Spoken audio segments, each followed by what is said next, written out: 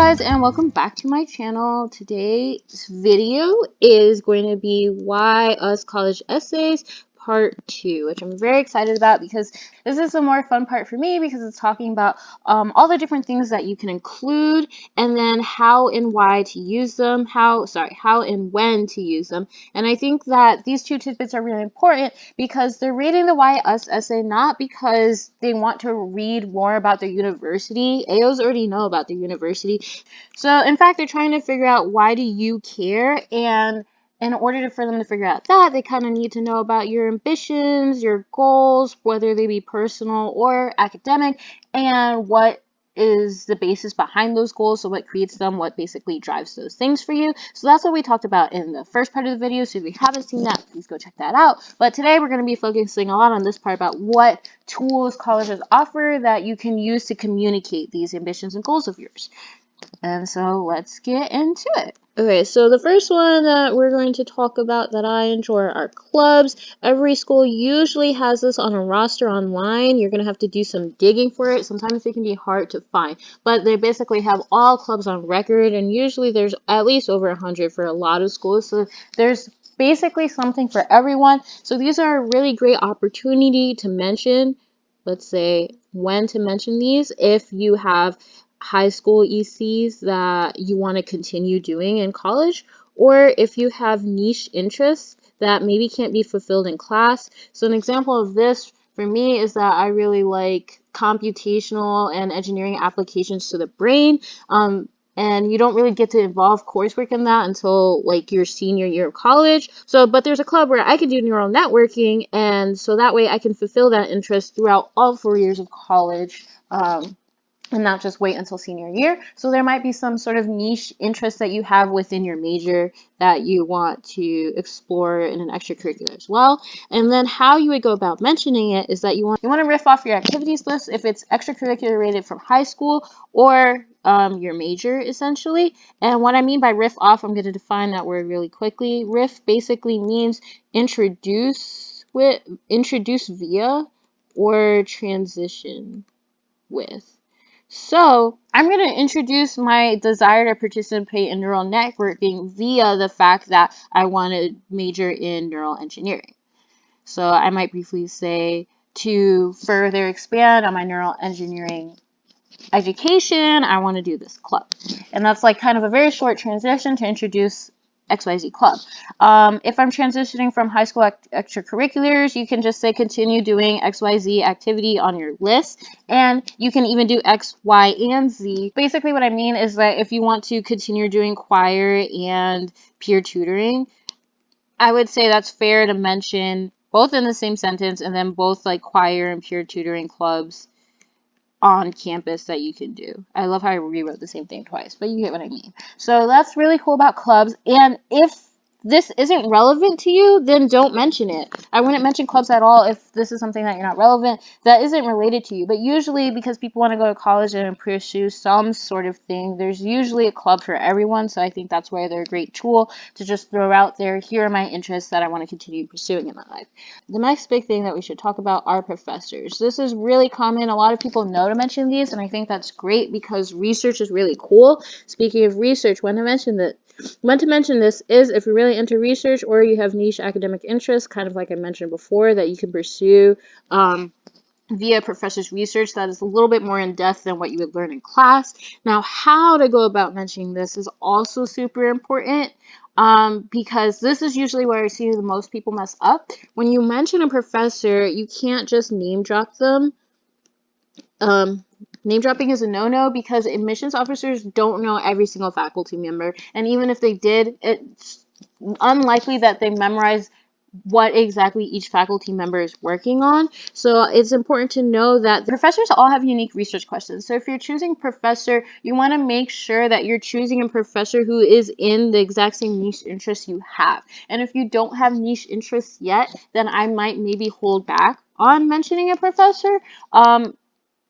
And then instead, there's other ways that you can engage in research on campus that are a little bit less niche. I think that's really important to note, because going back to how to mention a professor, you need to include what the research question is. So for example, if I'm going back to like my neural engineering interest, I mentioned a researcher at Duke, Dr. Farsu, who specifically uses AI and BME methods to do, I think, has worked in the past with something with neurodegenerative diseases, which is what I specifically wanted to use my knowledge to kind of help us find cures for. We don't really have many cures for those things, whatever. So that's kind of the logic behind mentioning this professor. However, if you just have a name, like if I just said Dr. Farsu, what is the logic for why this specific professor intrigues you?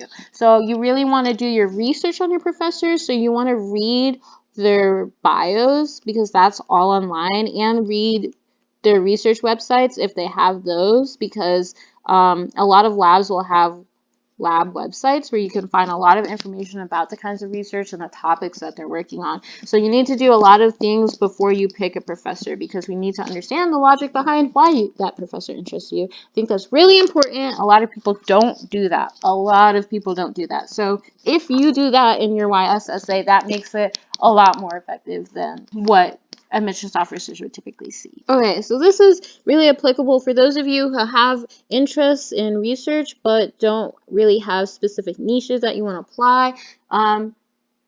I love how I write one research and we don't even know what we're talking about. So we're going to be talking about internships and partnerships. These are really cool things that schools offer that you definitely want to look out for. All of these, you're going to have to do some digging on websites. So if there's a specific department, whatever your major department is, they'll usually have their internships and partnerships that are relevant to their major listed somewhere on the major department's website. So you want to look there for those. And internships and partnerships are really broad applications. A lot of them are research related, but they can also be relevant to industry jobs that you care about, or volunteering work that you want to do. So I think these are really cool, because how you can introduce like why you want to participate in a specific internship or partnership is you can riff off your extracurriculars again. So just mention, hey, I've been doing this in high school and I want to continue doing this in college via this partnership. I should define what a partnership is as well. This is basically something that the university has with a local institution or business or group or whatever, where you can have some sort of like hands-on or real life experience with different things. This is really great for, these are really great to participate in college, especially if you want to go into industry, because it's resume building, so you'll have some sort of experience. But also, like research internships exist as well, and that's really great if you want to go into academia, because the same reasons, resume building. But anywho, those are really fun. And another great plus, I have to start making a plus section. A plus for mentioning internships or partnerships is that these really are unique to a lot of schools. So this can be a really great unique reason for why you attend a university, because typically they're local or they're just created by the university, such that I should say partnerships specifically. Internships, they kind of come and go the same way as a lot of schools. Like you'll see different names. Some people have the same name, SURF, summer undergraduate research. I don't even know what the F stands for, but a lot of schools will just have insert school name and then SURF. So I would say that's really common, but sometimes there are really unique internships and partnerships that you can find, and that's a major plus for a reason why you might want to attend a school. So definitely do some digging and research on that. Honestly, this video is already a lot longer than I wanted it to be, and I apologize for that, but let's just stop for a major disclaimer to make it even longer, since we're already at this length. The reason why I think that this video is so long and that I'm talking so much and explaining things already is, one, I want to teach you guys how to do things effectively. So I don't want to just say, hey, mention these, because if you don't know how to mention it or why mentioning things in specific ways are good, then you can't really have an effective YS essay. And that's really the goal of this video. And then secondly, schools are asking these questions because they want to look for people who are well researched on their university. So all of this information and all these opportunities and and all of these things exist on their website, and it's really up to those individuals who can do the research. And I would also talk to students who go to the university or people that you know who went there, alumni, because they're going to be able to tell you stuff that's not just on the website, or they're going to emphasize things that are really, really deep and hard to find on the website that might be really relevant to you for why you would want to go to school. So that's really cool. And that's definitely an opportunity that I want you guys to take care of. And then this is going to be a sneak peek for part 3. Part 3 is going to be me as a student at Duke talking about why Duke. So, you know, if you like these kinds of videos and you want to learn more about Duke or things that you could take advantage of, which I'm not going to, I always make these about my personal perspective, but I promise it'll be broad and applicable to a lot of different people's interests that I can at least speak to and I know about. But there's tons of things, like thousands, probably millions of things that a university can offer for different people. So that's, anyways, that's that's why this video is so long. And if you're still here, kudos to you. All right. So the next thing that I want to talk about are majors, minors, and certificates. I'm not going to explain what these are, but I might in another video because I do get questions about what all of these are. I will explain what a certificate is because that varies from school to school. Sometimes schools will call them certificates or concentrations. That could be another way of defining it. And these are things that are in between a major and a minor. So it's something that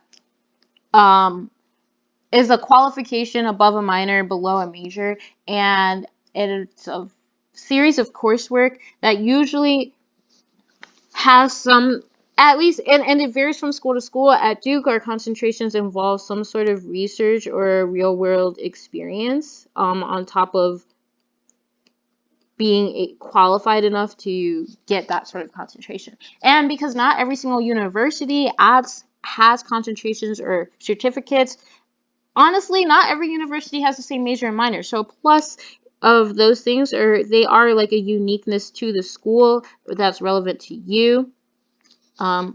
So how do we know it's relevant to you? When to talk about your specific major, minor, certificate interests are first if you find, again, if you have a niche interest and they have a niche concentration and those niches are exactly, they match, they align, then that's a great time. Then that's a great time to talk about that certificate. Additionally, usually you kind of just have to talk about your major and minor default. Have to, because you know they want to know what you're going to do at the school, and everyone's like majors at least are required. So I would talk about, see, concentration. I'm going to abbreviate. This is major. I use that word. Okay, minors. You want to talk about if you have subset academic interests, basically. So for me, mine was foreign language. I really like Spanish and I wanted to pursue it, get better at it, learn more about it. Some people want English minors because they want to, you know, bolster their writing skills for whatever major that they're in. You could also have a lot of cultural interests that you want to pursue, and then you might get a minor in a culture that's relevant to you. Like for me, that would be African American Studies. That was something that I was also considering pursuing as a minor when I was applying to college too. So your minors are a really great way to show your subset academic interests or your personal interests as well. Because academically, I didn't necessarily want to pursue a career in African American Studies, but I definitely wanted to learn and be able to appreciate more about things that we didn't get to learn in our traditional United States academic curriculum. So that's a really great opportunity. That's the other thing cool about college, is that you get to learn stuff that you didn't have the opportunity in high school. So if there's something that you wanted to learn, didn't have the opportunity in high school, I think that's a really great way to capitalize on different majors, minor, certificates that schools have that you'd want to pursue. How to go about mentioning these. This is a great thing to know as well, because I see a lot of people mess this up, and it's like I see a lot of people mess this up because you spend so many words explaining your major, and you don't need to explain what your major is. At the very least is self-explanatory. So fortunately for you, you don't need to use your very small word count on that. So how to mention a major is basically Like, okay, so when you mention your major specifically, I'm going to put major. When you're mentioning your major, you need to reference what your future goals with that major are, ideally. So that could be your one mention of your major. So for example, I want to go to I want to go into biomedical engineering because eventually I want to go to neural engineering research, period. Then I can start talking about clubs and professors and just move on. So you just need to dedicate at least one sentence to that, and it can be short, and then you're done. So you're going to riff off your future goals, just introduce or transition via talking about your future goals with your major. For minors, you're going to riff off what I said in the when statement. So riff off that, which is basically mentioning I have these academic interests that I want to continue pursuing, which I could be able to do via this, period. I don't think now, when you do mention a minor though, sometimes, not all the time, sometimes there is a marriage between someone's major and minor. And oftentimes it makes sense to you in your head and might not make sense to everyone. So I would explain the marriage between your minor and your major. For example, when I said I wanted to major in biomedical engineering and minor in Spanish, I often mention how I am passionate about travel and I kind of wanted to help, like, use my engineering knowledge to help increase the ingenuity in other places that didn't have those same access to materials that we do in the United States. That was the marriage that I saw between my future goals and my major and my minor. That doesn't have to be the case for everyone, but if there is a marriage between those things, then I would mention that. And then for concentration, same thing. There's probably a marriage between your a marriage between your major and their concentration. And I know I keep saying marriage as though people normally say this in conversation. Hopefully that's something that you guys are all able to pick up on as well. We're going to move on from this topic. Hopefully that's motivational for you to find. Look into a lot of the majors and minors that schools offers. So the end should go a little bit more quickly. These things are a bit more self-explanatory. There's also I find less errors with these things, but I think that's because I don't read as many people mention these things. So for example, living learning communities, societies, sorry, ignore the comma, it should be an and sign. All right, so these are basically groups that you can live with on campus for living learning communities. And then for societies, these are basically extracurriculars, but usually for professional development. And so a really great time to mention these if you belong to a specific group community that you also want to find on campus. Also, if you just have like this is just very community centric. So if you want to bond with people about your certain interests, share ideas, blah blah blah.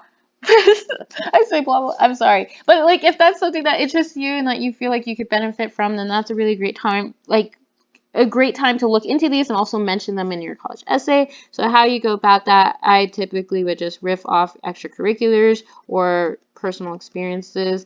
Usually living learning communities are not academic, so examples of these might be the Black House on campus, or sometimes there's a vegan house.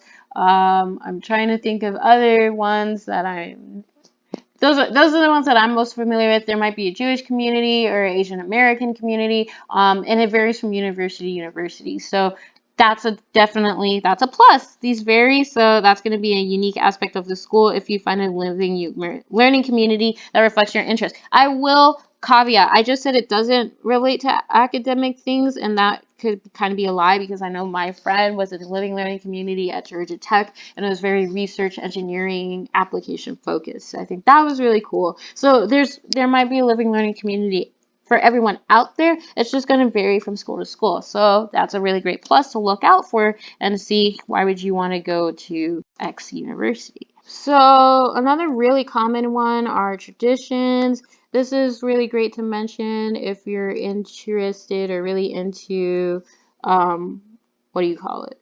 School spirit. Sorry. That was not me in high school, so I cannot relate to this. I was not included to a lot of my essays. But if that is you, then traditions and things on campus might be really interesting. find these out on the website or by asking students, and I think those two things are really cool. How to go mention these, please, probably just one sentence. Like if something interests you, or okay, so if there's something that interests you, for example, you might not have been interested in school spirit in high school, but XYZ school has a tradition of everyone has to draw an art piece and submit it to the yearbook and yada yada, whatever. So if there's something new that school does as a tradition that interests you, then you should definitely mention it in your essay. So how to go about it, I would only keep it to one sentence because it's hard to go more in depth into traditions without sounding like redundant or not. You're not being economical with the words. So the logic behind that is you want to be economical because there's not a very large word count and things like that. So I think these are all the pros of things that you can keep in this, that you can include in your YS essay. The one thing that I didn't include that I'm going to put in this pretty pink color are just opportunities in general. So there are tons of things that I didn't mention that you can also include in your Y essay that doesn't necessarily fit under those broad umbrellas specifically, but they're different things that you can just take advantage of that the school offers. And all of these are usually found by spending at least an hour or two on the website, just having fun surfing through the different links. And I would keep record of all the links because when you start writing, you're going to want to refer back to those websites so that you can be accurate. So definitely keep records of all the links and reach out to people if you have questions or if you want to learn more about a university, including myself. I think with that, we'll end this video. I know there's other things that I didn't get to mention, so I'm definitely going to probably make another one, but this is long enough. I'm really glad if you guys made it to the end. Thank you. Have a great rest of your week. Bye.